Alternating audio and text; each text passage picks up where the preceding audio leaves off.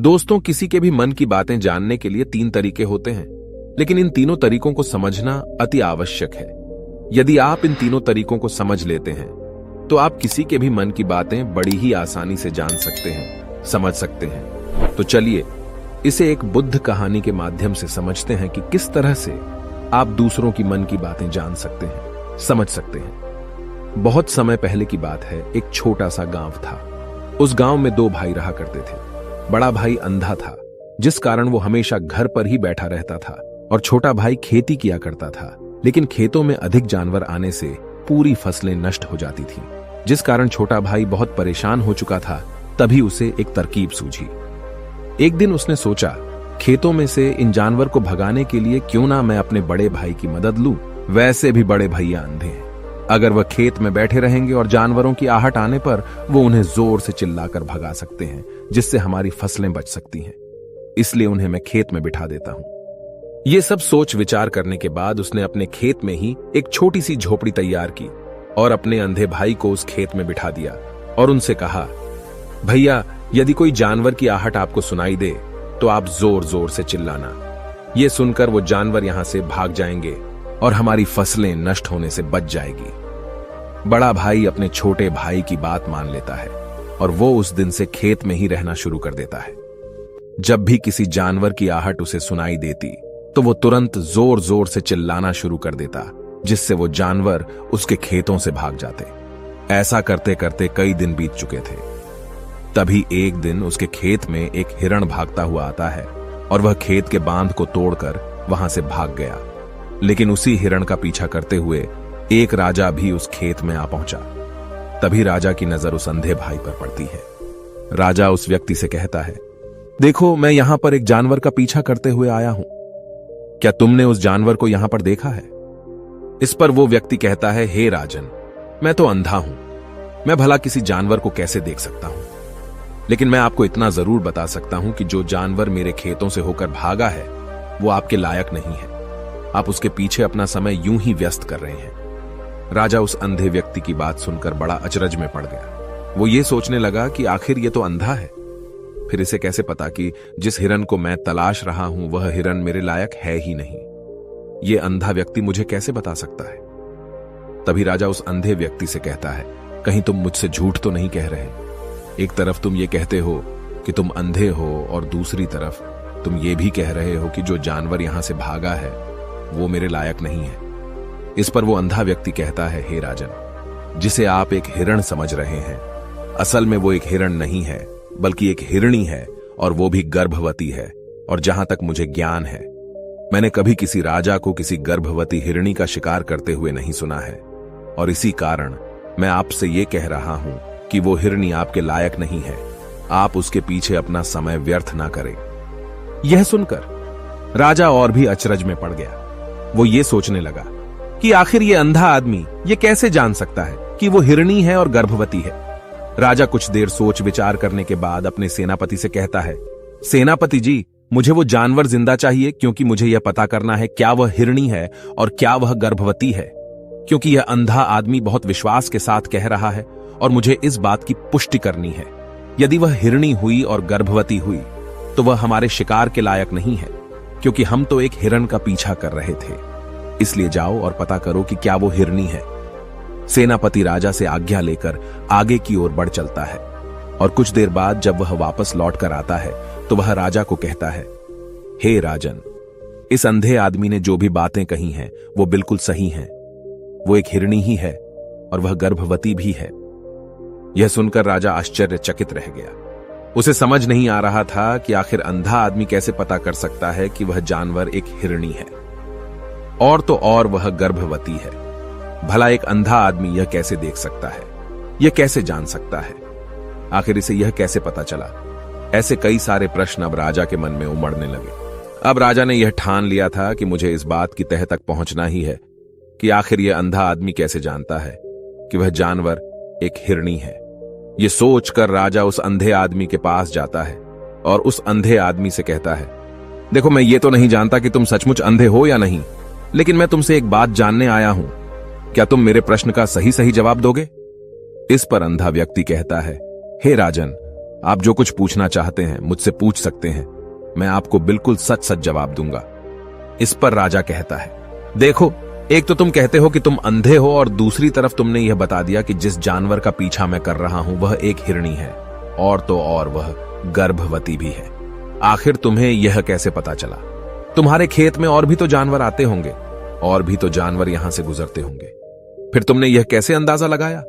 तभी वह अंधा व्यक्ति राजा से कहता है, हे राजन, आप जिस हिरणी का पीछा कर रहे थे वही हिरणी जब मेरे खेत में आई, उसकी रफ्तार और उसके भागने की आहट से मुझे यह एहसास हो चुका था कि यह एक हिरणी है, और मेरे खेत की जो बांध है वह बहुत छोटी है, उसकी ऊंचाई ज्यादा नहीं है।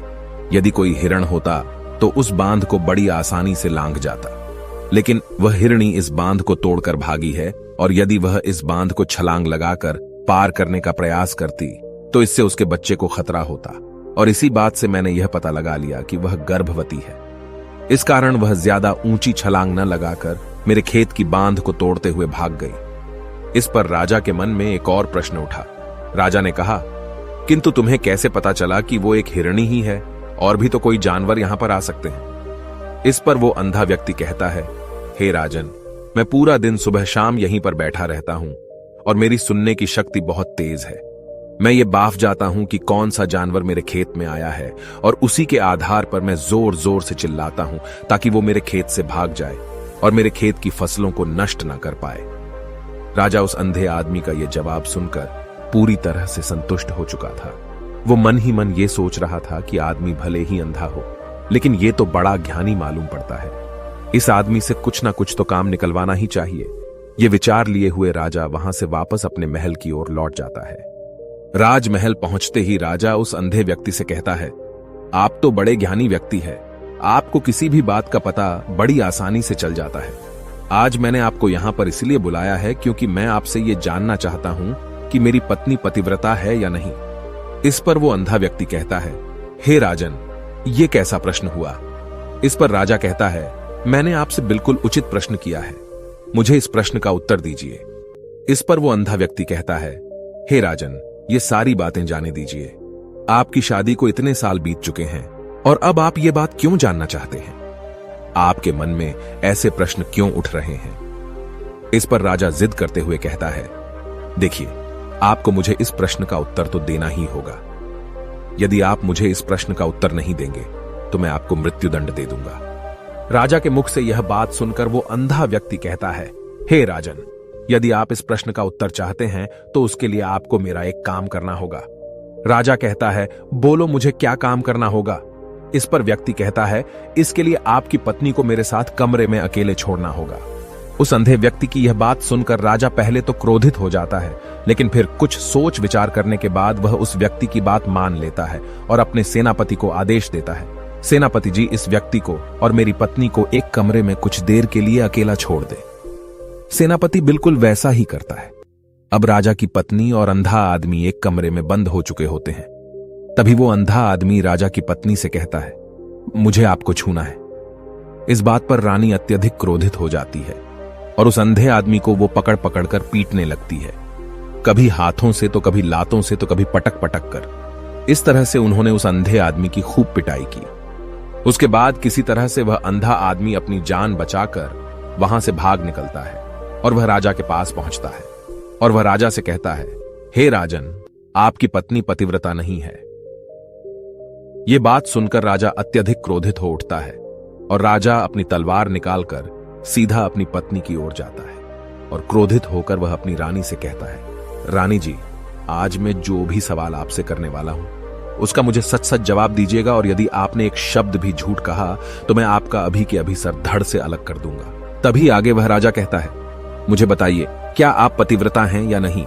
इस पर रानी कहती है, हे राजन, आप भले ही मुझे जान से मरवा दीजिए, लेकिन मैं पतिव्रता नहीं हूं। राजा यह बात सुनकर बहुत खुश हुआ, क्योंकि उस अंधे आदमी ने जो भी कहा था वह बिल्कुल सच था। यह बात सुनकर तुरंत ही राजा उस आदमी के पास पहुंचता है और आकर उस अंधे आदमी से कहता है, तुम्हें कैसे पता चला कि मेरी पत्नी पतिव्रता नहीं है? इस पर वह अंधा आदमी कहता है, हे राजन, बड़ी सीधी सी बात है। मैंने तो आपकी पत्नी से बस इतना ही कहा था कि मुझे आपको छूना है, और इस बात पर वह इतना क्रोधित हो उठी कि उन्होंने गुस्से में आकर मुझे लात घूंसों से पीटना शुरू कर दिया। और भला कोई औरत किसी और मर्द को कैसे छू सकती है, लेकिन उन्होंने न आव देखा न ताव, बस लात घूंसे मुझ पर बरसाने शुरू कर दिए। वह भी तो एक छूना ही हुआ, और एक पतिव्रता नारी कभी भी पराये मर्द को नहीं छूती। जब मैंने उसे छूने के लिए कहा था तो वह उस वक्त मुझे मना कर सकती थी, लेकिन उन्होंने तो मुझे पीटना शुरू कर दिया और देखते ही देखते उन्होंने मेरे पूरे शरीर को छू लिया।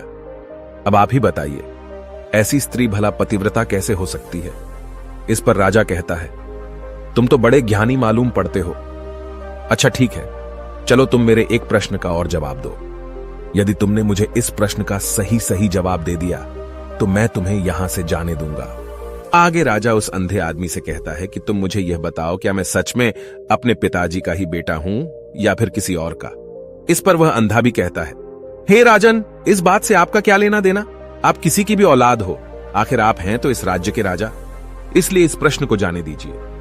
लेकिन राजा कहता है, नहीं नहीं, मुझे इस प्रश्न का सही सही जवाब चाहिए, अन्यथा यह प्रश्न मुझे हमेशा परेशान करता रहेगा, इसलिए मैं इसका सही सही जवाब जानना चाहता हूं।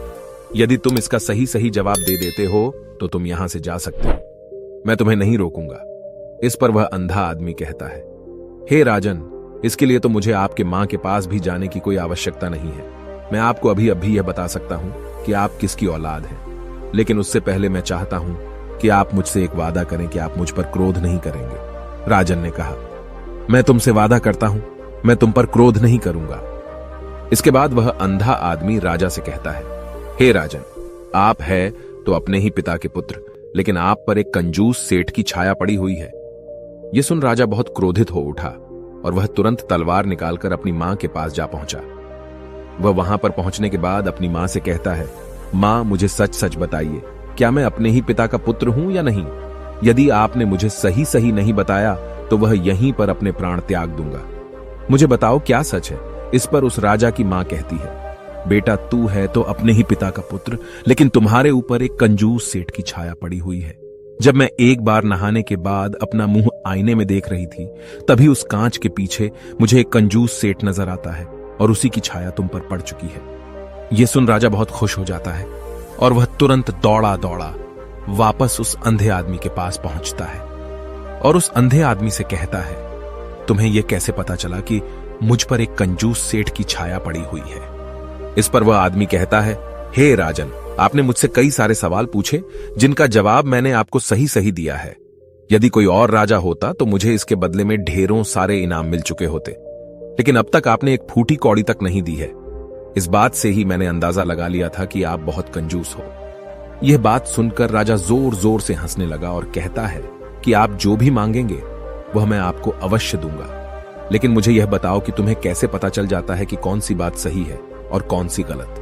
तुम किसी भी बात का इतना सटीक और सही जवाब कैसे दे पाते हो? इस पर वह अंधा आदमी कहता है, हे राजन, मैं तो वैसे ही अंधा हूं। यदि मेरी आंखें होती तो मैं किसी की भी मन की बातें बड़ी सरलता से जान लेता। मन की एक भाषा होती है और यह भाषा मनुष्य के शरीर के व्यवहार के रूप में देखी जा सकती है।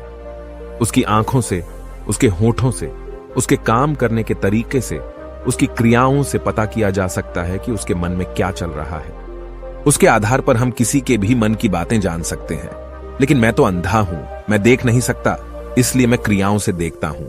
यदि मुझे कोई बात जाननी हो तो अगले आदमी को कुछ काम देना पड़ता है, जिस पर वह व्यक्ति किस प्रकार काम करता है, किस तरीके से इस काम को करता है, उसके आधार पर ही मैं यह पता कर पाता हूं कि उसके मन में क्या चल रहा है। तभी वह राजा कहता है, तो क्या इसका अर्थ यह हुआ कि मैं भी किसी के मन की बातें जान सकता हूं? इस पर वह अंधा आदमी कहता है, हे राजन, अवश्य आप भी किसी भी व्यक्ति के मन की बात जान सकते हैं, किंतु उससे पहले आपको अपने ऊपर काम करना होगा, और वह काम है अपने मन को शांत करना, अपने मन को वर्तमान में लाना होगा, जिसके लिए मैं आज आपको 3 तरीके बताने वाला हूं। और ये तीनों ही तरीके बड़े ही आसान और सरल हैं, किंतु हे राजन, उससे पहले आपको एक काम करना होगा, अपने मन को एकाग्र करना होगा। जब हम अपने मन को एकाग्र करते हैं, अपने मन को वर्तमान में लाते हैं, तो हम दूसरे के मन की बात जान सकते हैं, क्योंकि वह आदमी अभी भी अपने मन में वर्तमान में ही सोच रहा है, और हमें भी मन को वर्तमान में ही लाना होगा, तभी हम उसके मन की बातें जान सकते हैं। यदि हम अतीत में हुई घटनाओं के बारे में सोच रहे हैं तो वह जो अगला आदमी वर्तमान में सोच रहा है, वर्तमान में अपने मन में बात कर रहा है, वह हम कैसे जान पाएंगे? क्योंकि हम तो अतीत की घटनाओं में डूबे हुए हैं। इसलिए किसी के भी मन की बात जानने के लिए सबसे पहले हमें हमारे मन को एकाग्र करना होगा, उसे वर्तमान में लाना होगा। आगे वह व्यक्ति राजा से कहता है, हे राजन, जो 3 तरीके मैं आपको बताने वाला हूं, इन 3 तरीकों से बड़ी आसानी से किसी के भी मन की बातें जान सकते हैं। उसके बाद वह अंधा आदमी राजा से कहता है, हे राजन, जो सबसे पहला तरीका है वह है आंखों पर ध्यान देना। किसी व्यक्ति से बात करते वक्त उसकी आंखों में देखना, उसकी आंखों पर ध्यान देना जो सबसे ज्यादा जरूरी है, क्योंकि आंखें बोलती नहीं पर बहुत कुछ कह जाती हैं। यदि हम किसी व्यक्ति की आंखों के इशारों को समझना सीख जाएं, हम यह जान पाएंगे कि व्यक्ति के दिमाग में क्या चल रहा है, वह क्या सोच रहा है और अभी वह क्या करने वाला है। मेरे पास आंखें नहीं हैं, लेकिन मैंने अपने गुरु से यह विद्या सीखी है, क्योंकि बहुत सालों पहले मेरे पास आंखें थीं और मैं उस वक्त लोगों के मन की बातें केवल उनकी आंखों से ही जान लेता था। इसलिए यदि आप भी दूसरों की मन की बातें जानना चाहते हैं तो आपको भी उनकी आंखों पर गौर करना चाहिए, जैसे कि उनका आकार कैसा है, वह कब, कहां और किधर देख रहे हैं। यदि उसकी आंखें यहां वहां घूम रही हैं, जब आप उससे बातें कर रहे हैं तो वहां वह इधर उधर मोड़ रहा है, कभी ऊपर तो कभी नीचे या कभी आसपास, या फिर उसकी आंखें खुश नजर आ रही हैं या फिर आंखें निराश नजर आ रही हैं, जैसे कि चोर होता है। उसकी आंखों में जब हम देखते हैं तो हमें यह पता चलता है कि अगले आदमी ने कोई गलती की है। ठीक उसी प्रकार जब हम किसी चालाक व्यक्ति की आंखों में देखते हैं तो आपको पता चलेगा कि उसकी आंखों में एक भाषा होती है। एक बहुत ही सीधा और आसान तरीका होता है। यदि आपको यह पता लगाना है कि सामने वाला व्यक्ति आपसे झूठ कह रहा है या फिर सही, तो आपको उसकी आंखों पर ध्यान देना अति आवश्यक है। यदि आपसे बात करते वक्त वह व्यक्ति अपनी आंखें यहां वहां घुमा रहा है, ऊपर नीचे, इधर उधर, दाएं बाएं, हर जगह देख रहा है, तो इसका अर्थ यह हुआ कि वह उस बात से निकलने का कोई रास्ता ढूंढ रहा है, वो कोई झूठ बना रहा है। यदि सामने वाला व्यक्ति आपसे कुछ झूठ कहने का प्रयास कर रहा है तो वह आपसे नजर नहीं मिलाएगा। वह यहां वहां देखेगा, ऊपर नीचे देखेगा, लेकिन वह आपकी आंखों में आंखें डालकर कभी नहीं देख पाएगा, क्योंकि उसे डर है कि यदि उसने आपकी आंखों में आंखें डालकर देखी तो उसका झूठ पकड़ा जाएगा और लोगों को सच्चाई का पता चल जाएगा। और इसी प्रकार कुछ और भी भाषाएं होती हैं। जब आप किसी की आंखों में आंखें डालकर यह देखना शुरू कर देंगे कि उसके हाव भाव क्या है, ठीक उसी प्रकार चेहरे के हाव भाव होते हैं, जिससे हम मन की बातें बड़ी आसानी से समझ सकते हैं और इन्हें भी समझना बहुत जरूरी है। कभी कभी कोई व्यक्ति अपने चेहरे से जैसे आंख, होंठ और बहुत से कुछ अलग अलग व्यवहार करता है। यदि आप किसी व्यक्ति के चेहरे में गौर करेंगे तो आप आसानी से समझ पाएंगे कि वह व्यक्ति निराश है, जब व्यक्ति बहुत उदास है, या फिर वह बहुत खुश है, या फिर उसे कोई बहुत बड़ा दुख है। वह अपने अंदर क्या महसूस कर रहा है, ये सारी बातें हम उसके चेहरे के हाव भाव से पता कर सकते हैं। फिर चाहे इंसान जुबान से कुछ बोले या ना बोले, लेकिन आप उसके चेहरे से सब कुछ पता कर सकते हैं। आगे व्यक्ति राजा से तीसरा तरीका बताते हुए कहता है, हे राजन, इसी प्रकार तीसरी भाषा भी है, अर्थात तीसरा तरीका भी है, और वह है हाथों के इशारे और शरीर का व्यवहार। मन की बात समझने के लिए हमें हाथ के इशारे और शरीर के व्यवहार को समझना बहुत आवश्यक है। कोई व्यक्ति जब बात करता है तो आपने देखा होगा कि वो अपने हाथों को हिलाता रहता है, अपने हाथों से इशारा करता रहता है। बातों के साथ साथ अपना शरीर का जो व्यवहार है, अर्थात बॉडी लैंग्वेज, उसका भी पूरा उपयोग करता है, जिससे हमें यह पता चल पाता है कि वह व्यक्ति हमारी बातों पर कितना ध्यान दे रहा है और उसके मन में क्या चल रहा है। शरीर के व्यवहार को देखने के लिए उसके हाथ मटकाने, शरीर मटकाने और चेहरे पर बार बार हाथ लाने, हाथों का एक दूसरे से मसलना, ऐसी बहुत सी क्रियाएं होती हैं, उस पर हमें ध्यान देना अति आवश्यक है। मन की बात को समझने के लिए हमें शरीर के व्यवहार को भी समझना पड़ता है।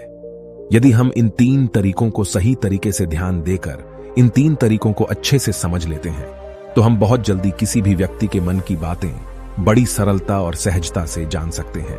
इसलिए यदि आपको किसी के मन की बातें जानी हैं तो आपको उसकी आंखों पर, उसके चेहरे पर, उसके शरीर के हाव भाव को और उसके हाथों को ध्यानपूर्वक देखना और समझना होगा, जिससे आप यह समझ पाएंगे कि आखिरकार उसके मन में क्या चल रहा है और वह क्या सोच रहा है।